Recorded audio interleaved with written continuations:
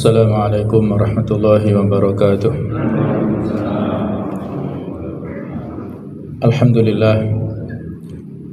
Alhamdulillahilladzi arsala rasulahu bil huda wa dinil haq liyudhhirahu 'ala ad-dini kullih wa kafa billahi shahida. Ashhadu an la ilaha illallah wahdahu la syarika lah wa ashhadu anna Muhammadan abduhu wa rasuluh la nabiyya ba'dah. Allahumma salli wa sallim ala sayyidina wa habibina wa maulana Muhammad wa ala alihi wa sahbihi ajma'in. Allahumma anfa'na bima 'allamtana wa 'allimna ma yanfa'una warzuqna fahmah. Amma ba'du, para jamaah hadirin hadirat rahimakumullah. Marilah kita lanjutkan kajian Sirah Nabawiyah, yaitu tentang sejarah perjuangan Rasulullah SAW, yang kita sampai pada pembahasan tentang intimidasi dan juga pertentangan yang dilakukan oleh orang-orang kafir Quraisy. Mereka khawatir perkembangan dakwah Islamiyah di kota Mekah semakin tersebar luas, maka segala daya dan upaya mereka lakukan untuk menghalang-halangi dakwah Nabi Muhammad SAW. Dan sebagaimana kajian-kajian yang sebelumnya, bahwa pada saat kita mengkaji Sirah Nabawiyah ini juga kita akan kaji ayat-ayat yang diturunkan hampir bersamaan dengan peristiwa-peristiwa ini, sehingga kita mendapat 2 poin sekaligus. Kita mendapatkan poin tentang biografi atau Sirah Nabawiyah, dan saat yang sama kita juga mendapatkan informasi tentang ayat-ayat Al-Quran yang sekaligus kita tadabburi maknanya dan kita aplikasikan dalam kehidupan sehari-hari. Judul yang kita bahas pada materi ini, Andai Matahari dan Bulan. Ini potongan dari statement ataupun kalimat yang disampaikan oleh Nabi Muhammad SAW pada saat menghadapi tantangan dan juga rintangan dari orang-orang kafir Quraisy ini. Di sini kita akan bahas tentang berita besar, kemudian awal api peperangan, juga tentang Abu Thalib, Bani Hashim dan Bani Muttalib. Hadirin rahimakumullah, pesan dakwah yang disampaikan oleh Rasulullah SAW ini menjadi isu sentral di kalangan masyarakat kafir Quraisy, atau bisa kita sebut headline berita ya. Kalau di surat kabar itu headline-nya ada di halaman pertama ya, untuk menarik pembaca, berita hangat yang menjadi pembicaraan di masyarakat saat itu. Dan di antara ayat-ayat Makkiyah yang diturunkan untuk membuat masyarakat kafir ataupun yang sudah masuk Islam membicarakannya, yaitu berita tentang hari kiamat. Di surat An-Naba ini disebutkan amma yatasa'alun, tentang apakah mereka saling bertanya-tanya. Anin naba'il azim, tentang berita besar, berita agung, berita utama, alladzi hum fihi mukhtalifun, yang mereka perselisihkan tentang itu.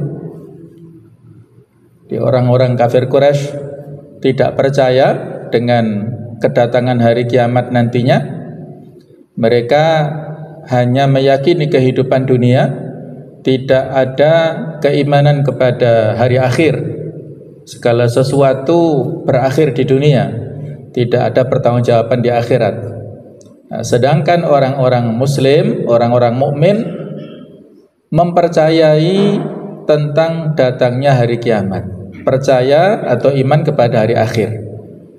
Jadi ada polemik atau ada perbedaan pendapat, perselisihan di kalangan masyarakat saat itu tentang an-naba al-azim, yaitu berita agung, berita besar hari kiamat nanti. Kalla saya'lamun, sekali-kali tidak. Kelak mereka akan mengetahui. Tsumma kalla saya'lamun, kemudian sekali-kali tidak, kelak mereka akan mengetahui. Pada saat mereka berada di dunia, merasa santai-santai saja, seolah-olah hidup abadi. Padahal sudah banyak saudara-saudara, keluarga besar dari kalangan mereka, ataupun kalau kita tarik pada kehidupan kita saat ini, banyak di antara kita yang sudah mendahului meninggal dunia ya. Jadi al-maut, kematian itu kiamat sughra. Sedangkan nanti hari kiamat yang sebenarnya, hari kebangkitan itu adalah kiamat kubro. Boleh kalau mereka pada saat itu ya, tentang kiamat kubro ini masih belum diyakini atau menjadi tanda tanya besar. Tetapi kiamat sughronya kan sudah banyak terjadi di kalangan saudara, anak-anak, keluarga besar mereka ya. Dan kita pun juga begitu. Apakah masih ragu dengan hisab yang nanti akan dihadapi oleh setiap kita, dengan kondisi alam barzakh pada saat kita berada sendirian di alam kubur? Apakah seseorang mendapatkan nikmat atau azab? Itu semuanya sesuatu yang pasti dialami oleh semuanya. Tetapi hanya orang-orang yang memiliki keimanan kuat, pikiran cerdas, menggunakan fitrahnya, menerima iman kepada hari akhir, dan termasuk rangkaian hari akhir kan, yaitu kehidupan di alam barzakh.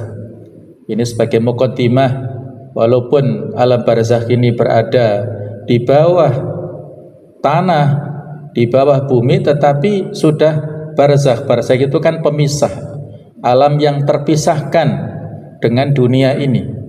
Yang dialami oleh mereka di kuburan itu berbeda dengan kita saat ini. Nah, itulah ya, harus kita jadikan sebagai pelajaran. Keimanan kepada hari akhir menjadikan kita waspada dalam kehidupan dunia, tidak sembrono, tidak hati-hati. Semua ada hisabnya, semua ada perhitungannya. Jadi baru pada saat nanti hari kiamat itu terjadi, mereka mengetahuinya. Kalau sekarang masih belum yakin, kita masih, atau manusia pada umumnya masih merasa aman-aman saja dengan kehidupan dunia, masih merasa masih lama kehidupannya. Baru pada saat nanti terjadi hari kiamat, itu merasa seolah-olah kehidupan di dunia hanya sebentar. Yang saya baca di akhir surah An-Nazi'at tadi adalah ka'annahum yauma yarawnaha lam yalbathu illa asyiyatan aw duhaha. Seolah-olah mereka itu melihat hari kiamat itu dan terkaget-kaget mereka, seolah-olah kehidupan yang ada di dunia yang demikian dia merasa panjang, seolah-olah hanya pada waktu asyiyatan aw duha, pada waktu sore dan pagi saja. Jadi seolah-olah hidup di dunia ada di antara kita yang 60 tahun atau mungkin 70 tahun, 80 tahun, itu pada saat menghadapi hari kiamat, maka kehidupan yang dia rasa panjang itu hanya antara waktu sore dan pagi saja. Jadi sangat sebentar. Itu nanti baru dirasakan ini. Sayak lamunya itu nanti. Nah, sekarang masih merasa tenang-tenang saja. Nah, inilah ya sebagai peringatan bagi kita semuanya. Sudah jelas ayat Al-Quran, hadits Nabawi, semuanya sudah jelas. Tinggal kita berpikir dengan apa yang ada di ayat-ayat kauniyah atau ayat kauliyah tersebut untuk menguatkan iman kita. Nah, jemaah sekalian rahimakumullah, Ada riwayat dari Ibnu Ishaq yang cukup panjang, yang diantara potongannya adalah Ibnu Ishaq mengatakan wa madha Rasulullah sallallahu alaihi wasallam ala ma huwa alaihi. Rasulullah sallallahu alaihi wasallam melanjutkan kebiasaannya. Apa yang sudah beliau lakukan sebelumnya dikerjakan sebagaimana mestinya.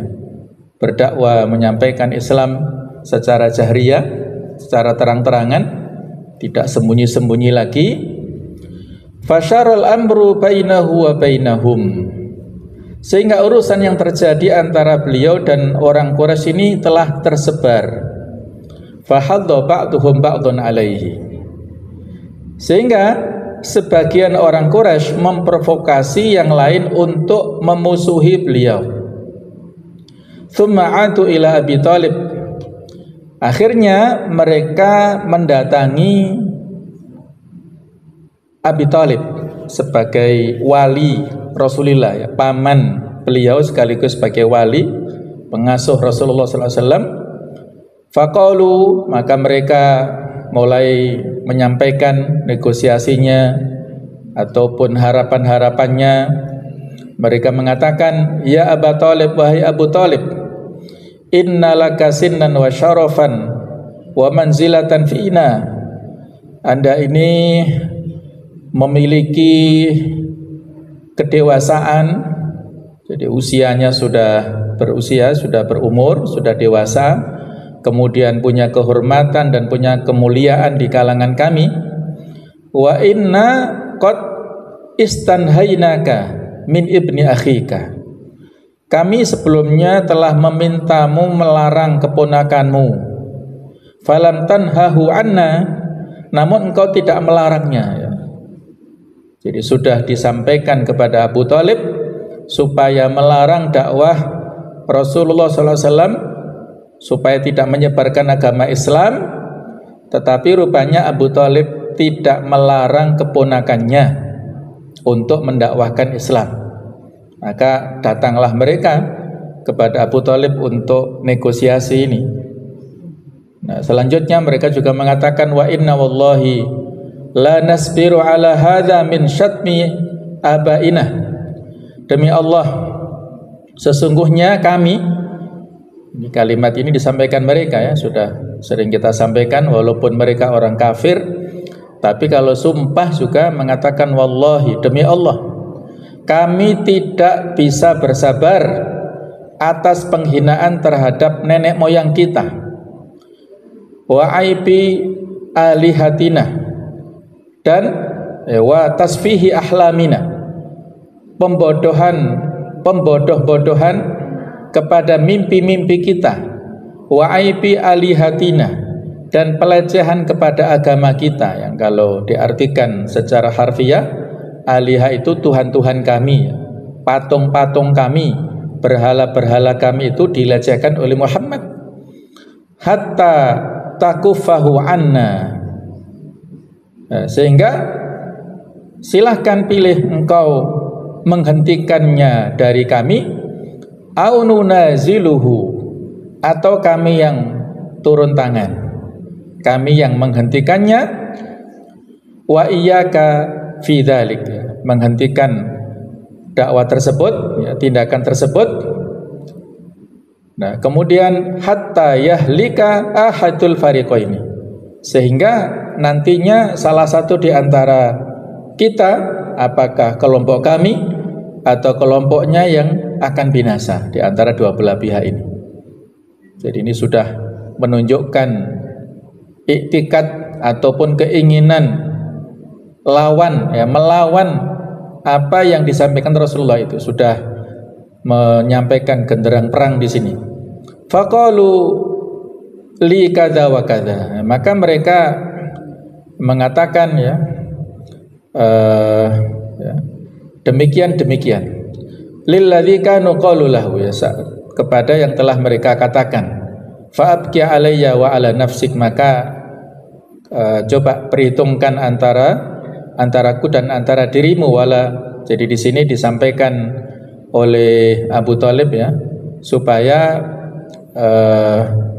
Jadi terpotong ya, saya kelewatan tadi. Faqala lahu, maka Abu Thalib mengatakan kepada keponakannya, ya bena akhi, wahai keponakanku, inna qaumaka qad ja'uni, sesungguhnya mereka telah datang kepadaku. Faqalu li kadza wa kadza, mereka menyampaikan begini begitu yang sudah kita sebutkan tadi. Wala tuhammilni minal amr ma la atiku, maka janganlah engkau bebani aku pada urusan yang tidak sanggup aku lakukan. Nah, inilah yang disampaikan oleh Abu Thalib kepada Nabi Muhammad, kepada keponakannya. Faqala, maka Nabi menjawab, ini yang menjadi judul kita pada materi ini ya. Ya ammu, wahai paman, wallahi, demi Allah, law wada'u syamsa fi yamini, seandainya mereka meletakkan matahari di tangan kananku, wal qamara fi yasari, dan bulan di tangan kiriku, ala an atruka hadzal amr, untuk aku meninggalkan urusan ini, meninggalkan perintah dakwah ini, maka ini diakhirkan ya, ma taraktuhu, aku tidak akan tinggalkan ini, hatta yudhhirahullahu au ahlika fihi, sampai Allah memenangkannya atau aku binasa dikarenakan perkara ini. Nah, ini disebutkan di Sirah Ibnu Hisham ya. Ini jawaban tegas dari Rasulullah SAW, betapa beliau tidak mau mundur barang sejengkal pun, tidak surut langkahnya untuk mendakwakan Islam, walaupun mendapat rintangan, tantangan yang demikian berat dari orang-orang kafir Quraisy ini. Dan pada saat menyampaikan itu, Rasulullah SAW menangis ya. Beliau sambil terseduh-seduh, thumma baka Rasulullah SAW qama, dan beliau berdiri hendak pergi.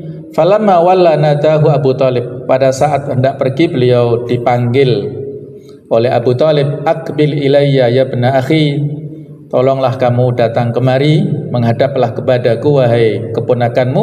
Fa aqbala, maka beliau menghadap pamannya. Faqala, maka berkatalah Abu Thalib, idhab faqul ma ahbabta, silahkan kamu pergi, katakan kepada mereka apa yang kamu sukai. Fa wallahi la uslimuka li syai' abadan, aku tidak akan menyerahkanmu pada siapapun selamanya. Fa bada'at al-harbu, maka peperangan pun dimulai. Wa wasabat kullu qabilatin ala man fiha minal muslimin wa yu'adzibunahum wa yuftinunahum an dinihim. Setiap kabilah menyerang setiap muslim yang berada di antara mereka. Mereka menyiksa dan memfitnah agama-agama mereka. Kemudian waqama Abu Thalib fi Bani Hashim wa Bani Muttalib fata'ahum ilal man'i ala Rasulillah sallallahu alaihi wasallam. Abu Thalib berdiri menemui Bani Hashim dan Bani Muttalib yang mengajak mereka untuk menghentikan permusuhan kepada Rasulullah sallallahu alaihi wasallam. Ini disebutkan dalam kitab Al-Wafa karangan Ibnul Jauzi ya. Jadi inilah kisah tentang bagaimana negosiasi orang-orang kafir lewat Abu Thalib, dan mereka datang tidak hanya 1-2 kali tapi sudah beberapa kali. Bahkan ada riwayat-riwayat yang disebutkan sesudahnya mereka melakukan berbagai macam cara. Di antaranya ada pemuda dari Quraisy yang dianggap memiliki kedudukan mulia yang bernama Umarah atau Imarah. Ada perbedaan nama di sini ya. Kalau di Rahqul Makhtum disebut namanya Imarah, tapi kalau di riwayat lain disebutkan Umarah Ibnul Walid Ibnul Mughirah. Ini masih saudaranya Khalid bin Walid. Umarah ini ya dijadikan sebagai barter nantinya dengan Rasulullah SAW. Jadi utusannya Walid bin Mughirah ini datang kepada Abu Thalib untuk menyampaikan niat Walid bin Mughirah. Mungkin masih ingat kita ya dengan ketokohan Walid bin Mughirah ini yang sebelumnya telah banyak melakukan permusuhan kepada Rasulullah, walaupun dia memiliki kecerdasan, memiliki kekayaan yang sangat banyak. Dia sebagai semacam pembesar ya orang Mekah, dan yang menjadi pelopor renovasi Ka'bah saat itu ya. Jadi dia rela untuk memberikan putranya Imarah atau Umarah ini. Disampaikan oleh utusannya, wahai Abu Thalib, kami memiliki pemuda yang sangat tampan, memiliki pemuda yang gagah perkasa di antara kami. Dia adalah Umarah ibnul Walid ibnul Mughirah ini. Kami jadikan sebagai barter, silahkan kamu ambil anak ini sebagai anak asuh, dan serahkan keponakanmu kepada kami. Nah, ini kan impas, itu negosiasi versi orang-orang Quraisy. Barter ini kan impas, karena Umarah ini punya kedudukan, punya manfaat yang banyak untukmu.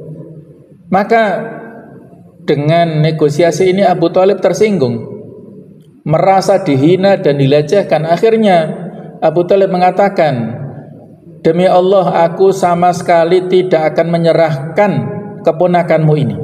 Ini sesuatu yang tidak adil.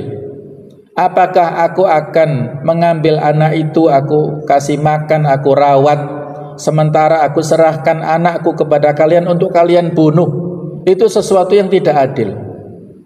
Itulah ya sikap dewasa Abu Thalib mempertahankan keponakannya yang sudah dianggap anaknya sendiri, seperti anak kandungnya sendiri ya. Betapa bisa kita bayangkan kasih sayangnya sebagai seorang paman kepada keponakan ya, seperti ayah kepada anaknya sendiri. Jadi Abu Thalib marah dan tidak setuju dengan negosiasi barter yang seperti itu. Nah, itulah jemaah sekalian ya, bagaimana upaya-upaya orang kafir untuk membujuk Abu Thalib. Abu Thalib tetap bersikukuh untuk melindungi dakwah Nabi Muhammad SAW sampai akhir. Dan kalau cerita Walid bin Mughirah ini, pada akhirnya dia tetap selalu memusuhi Rasulullah dan sampai akhir hayatnya ya. Jadi diceritakan kematian Walid bin Mughirah ini, yaitu merupakan ayah dari Khalid bin Walid ya, itu dalam kondisi yang hina ya. Jadi kurang lebih 3 bulan setelah hijrahnya Rasulullah SAW, Walid bin Mughirah ini lewat di depan rumah kawannya yang bernama Harith bin Amr, yang saat itu sedang mengasah anak panahnya. Tetapi nggak tahu bagaimana ya, mungkin tidak hati-hati ya. Jadi pada saat Walid berjalan itu, kakinya mengenai anak panahnya Harith ini, sehingga luka, aslinya luka sedikit.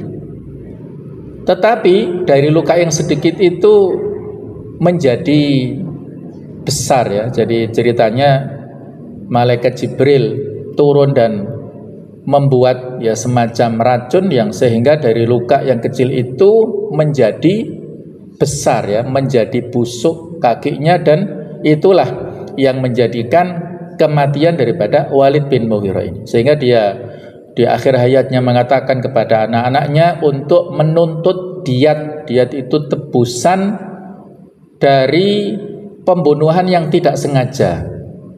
Orang yang membunuh tanpa sengaja maka harus membayar diyat sebanyak 100 unta dikasihkan kepada keluarga yang terbunuh. Nah, Walid ini pesan kepada anak-anaknya supaya minta diyat kepada Bani Khuza'ah.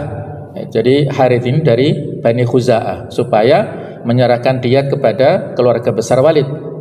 Dan pada akhir hayatnya dia menangis merintih-rintih. Kemudian didatangi oleh Abu Jahal dan yang lainnya, wahai Walid, kenapa Anda merintih? Apakah kesakitan? Katanya tidak, tapi aku khawatir. Jadi ini tokoh ya, betul-betul permusuhannya kepada Rasulullah dan kepada Islam ini ya. Sampai akhir hayatnya itu mengkhawatirkan dakwah Islamiyah berkembang di kota Mekah ini. Merintihnya bukan karena sakit, tapi karena khawatir jangan-jangan dakwahnya Nabi Muhammad ini tersebar luas di kota Mekah. Nah, jadi pada akhirnya pun Walid bin Mughirah ini meninggal ya dalam keadaan yang hina karena dia telah mengejek Nabi Muhammad SAW. Dan ayat-ayat yang turun kepada atau yang berkenaan dengan Walid ini sangat banyak. Ada yang mengatakan 10, bahkan ada yang mengatakan sampai 100 ayat yang diturunkan tentang Walid ini, walaupun tidak secara eksplisit namanya ya. Yang disebutkan namanya eksplisit yaitu Abu Lahab. Tapi para ulama hampir sepakat Walid ini ketokohannya dan permusuhannya itu lebih berat daripada Abu Lahab ini. Sama-sama memusuhi, tapi Walid ini karena lebih tinggi ya, jabatan dan kehormatannya itu. Nah, kurang lebih seperti itu jamaah sekalian ya. Hikmah dan pelajaran yang bisa kita ambil adalah ini salah satu cara intimidasi orang kafir Quraisy. Lobi dan intimidasi melalui keluarga dekat Nabi Muhammad SAW. Ini juga harus menjadi pelajaran bagi kita ya. Bagi orang-orang tertentu ya, para dai yang punya misi kebaikan, maka kadang-kadang orang-orang yang merasa terusik, terganggu eksistensinya itu melakukan upaya-upaya, lobi-lobi. Kalau tidak bisa kepada dai-nya langsung, maka kepada orang dekatnya, pada keluarganya, mungkin kepada istrinya atau kepada orang tuanya, kepada anak-anaknya. Jadi harus diwaspadai ya.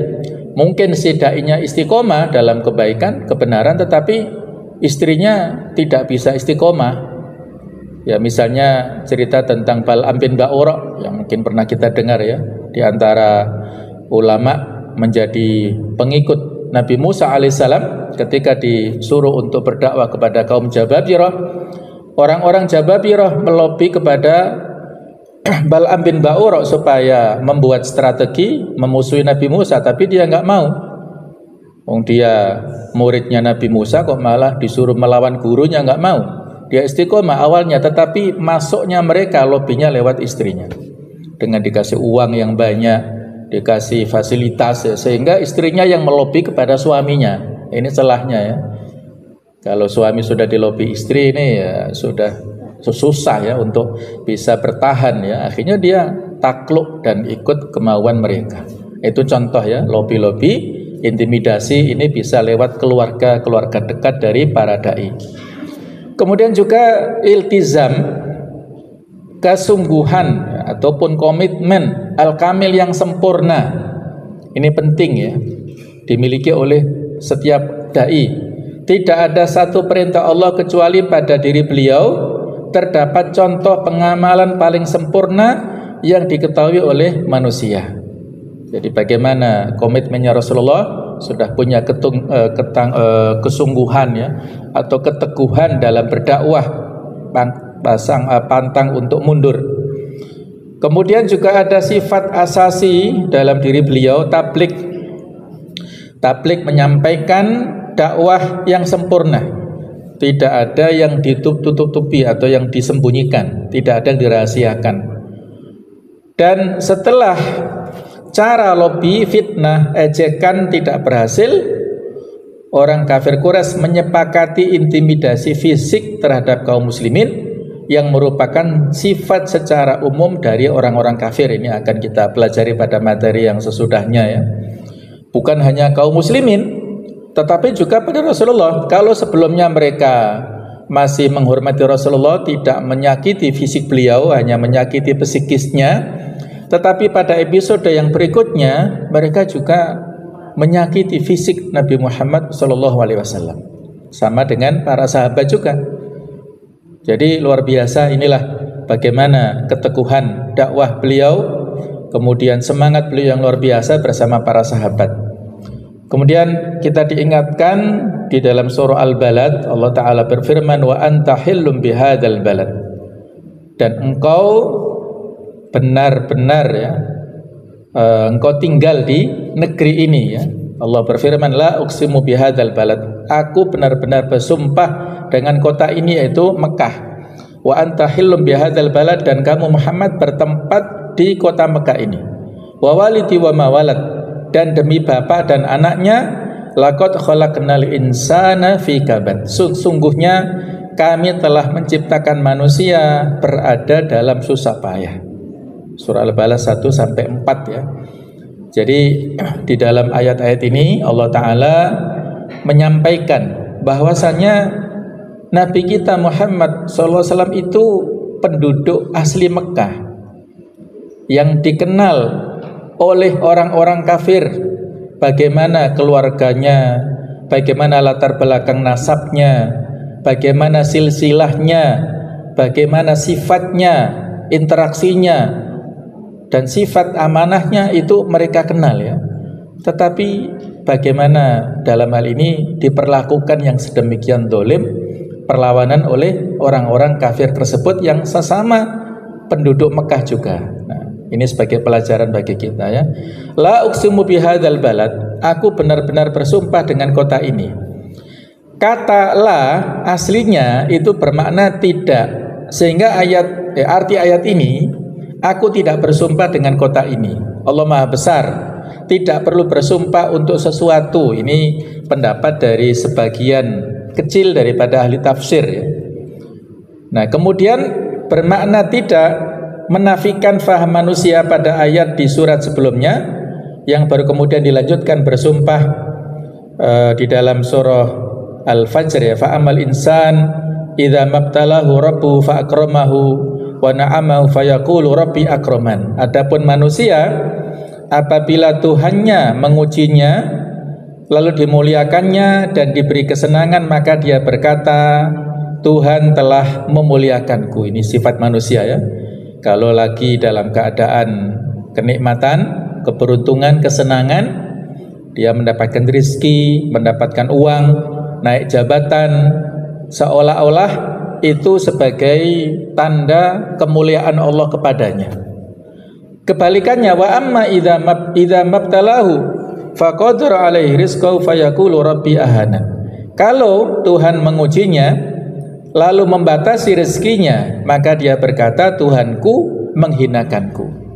Ini standar manusia ya, seolah-olah kehormatan itu identik dengan fasilitas, dengan dunia, ataupun dengan jabatan, dengan uang, dan seolah-olah kehinaan itu identik dengan kemiskinan, kefakiran, ataupun tanpa jabatan. Seolah-olah begitu ya, yang kemudian ditentang ataupun diperingatkan oleh Allah Ta'ala di sesudah ayat ini ya.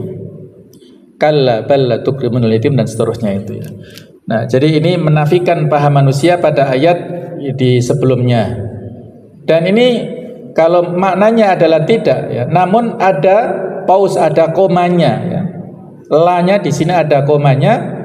Tidak demikian ya. Ini menafikan kebatilan yang ada di masyarakat Quraisy, baru kemudian dilanjutkan dengan sumpah. Dan terdapat penekanan khusus di mana terdapat penafian sesuatu yang justru menekankan pentingnya sesuatu tersebut. Contohnya, rasanya saya tidak perlu berpesan padamu akan pentingnya sholat.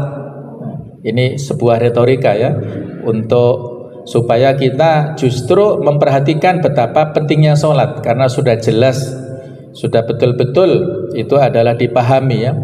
Kemudian kata uksimu, aku bersumpah, tidak digunakan Al-Quran melainkan untuk sumpah yang diyakini kebenarannya oleh pengucap. Biasanya ketika Allah Ta'ala bersumpah atas nama makhluknya, itu langsung wasyamsi atau walaili wal asri dan lain-lain ya, menggunakan wawul qasam atau waktu wawu sumpah. Tapi di sini menggunakan kata yang bermakna aku bersumpah ini, sebagai untuk memiliki maksud kebenaran, diyakini kebenarannya oleh pengucap. Kemudian hadza menunjukkan yang dekat. Kalau dzalika jauh, kalau hadza menunjukkan yang dekat, baik itu jarak maupun kedekatan hati. Kemudian dekatnya Mekah di hati orang mukmin, dan Nabi SAW itu sangat cinta kepada Mekah ya. Pada saat beliau diusir ya, karena permusuhan yang demikian hebat itu, kemudian beliau hijrah. Ketika akan meninggalkan Mekah, di perbatasan Mekah itu beliau melihat Mekah dalam keadaan menangis dan mengatakan, seandainya orang-orang penduduk sana tidak mengusirku, aku tidak akan meninggalkan kota ini. Ini menunjukkan sifat nasionalisme dalam diri Rasulullah, sangat cinta kepada tanah airnya, tanah tumpah darahnya itu di Mekah. Tetapi karena diusir ya, tidak diterima lagi oleh penduduk Mekah, beliau meninggalkan kota Mekah. Walaupun pada saat Fathu Mekah itu ada kesempatan untuk kembali, tetapi karena sudah eksis di Madinah, pusat dakwah di Madinah, ya beliau harus kembali ke Madinah ya. Jadi bagaimanapun juga ini Mekah menunjukkan dicintai oleh kaum muslimin pada umumnya. Dan siapapun kita, ya, semuanya punya kerinduan kepada Mekah ini. Baik yang sudah ke sana, apalagi yang belum, itu betul-betul rindu untuk mengunjungi Mekah ini. Karena di sana kita akan bisa sholat di depan Ka'bah, melaksanakan ibadah-ibadah di Masjidil Haram ya. Kemudian Al-Balad, kota Mekah, menunjukkan keutamaannya. Seperti pada kalimat atau ayat wahadzal baladil amin. Keutamaan ini telah diketahui oleh kafir Quraisy ya. Wahadzal baladil amin ini di surah At-Tin ya. Wattini wazaitun wa turi sinin wahadzal baladil amin, yang di situ di surat At-Tin menunjukkan 3 tempat diutusnya Rasul. Wattini wazaitun itu ada di Palestina, yang mana di sana adalah tempat dilahirkannya Nabi Isa alaihissalam. Kemudian Waturi Sinin, Bukit Tursina, itu tempat diutusnya Nabi Musa alaihissalam. Kemudian Wahadzal Baladil Amin, yaitu kota Mekah, tempat lahirnya dan diutusnya Rasulullah. Jadi ada 3 nabi ini yang merupakan nabi terbanyak pengikutnya sepanjang masa, baik itu kawanan orang-orang Nasrani ataupun orang-orang Yahudi ataupun orang-orang Muslimin. Mereka inilah 3 nabi yang menjadi sentral bagi 3 agama yang menguasai dunia ya, hingga saat ini. Nah, kemudian wa anta hillum bihadzal balad, dan kamu Muhammad bertempat di kota ini. Pengertian kata hillun terdapat beberapa makna, yaitu berakar dari makna melepas ikatan, berkembang menjadi bermukim. Karena orang mukim melepas ikatan barang bawaan pada tunggangannya. Ini kaitan ya dari sisi bahasa dan maksud istilah. Allah bersumpah dengan bermukimnya Nabi di Mekah.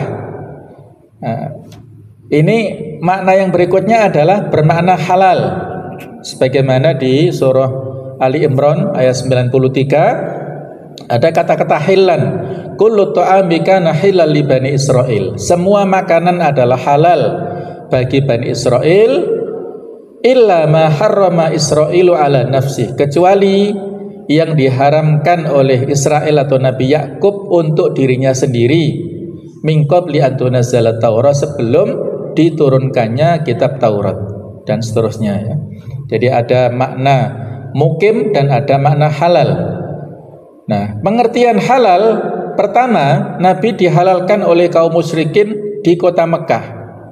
Maksudnya dilanggar ya kehormatannya, yang sebelumnya mereka tidak mau menyentuh fisik Nabi, tidak mau memberikan intimidasi secara nyata, kemudian mereka berangsur-angsur menghalalkan untuk menghina dan mengintimidasi Nabi secara langsung dalam bentuk psikis dan fisiknya. Padahal Quraisy tahu benar tentang keharaman kota Mekah, tentang kemuliaan kehormatan kota Mekah ini. Kemudian pengertian halal yang kedua, kota Mekah dihalalkan bagi Nabi terjadi pada saat Fathu Mekah yang mendapatkan kemenangan yang luar biasa, tidak ada pertumpahan darah sama sekali. Nabi berhak menghukum penjahat perang, tetapi beliau tidak lakukan. Beliau kalau mau bisa menghukum orang-orang yang sebelumnya memusuhi dakwahnya, tetapi dengan kelapangan dadanya beliau memaafkan. Dan itu menjadi peluang ya, orang-orang kafir yang sebelumnya sangat memusuhi dakwah beliau, di antaranya Abu Sufyan ya. Abu Sufyan itu sama dengan Abu Jahal, sama dengan Abu Lahab, sama dengan Walid bin Mughirah tadi, permusuhannya luar biasa. Tapi pada saat Fathu Mekah, Abu Sufyan ini akhirnya masuk Islam. Dan bahkan istrinya Abu Sufyan, yaitu Hindun, yang pada saat perang Uhud memerintahkan kepada Wahsy untuk mengambil jantungnya Rasulullah, ya bukan Rasulullah tapi Hamzah bin Abdul Muthalib, pamannya Rasulullah, ya karena betapa bencinya Hindun kepada Hamzah ini, tetapi akhirnya Hindun pun masuk Islam. Jadi Wahsy masuk Islam, Abu Sufyan nantinya masuk Islam, Hindun pun juga akhirnya masuk Islam. Orang-orang sebelumnya memusuhi dakwah Rasulullah, pada akhirnya masuk Islam. Itulah karena rahmahnya Rasulullah kepada orang-orang kafir sehingga mereka mendapatkan hidayah. Beliau tidak menghukum tapi memberikan peluang ampunan kepada mereka. Keduanya terbukti padahal ayat ini turun di Mekah.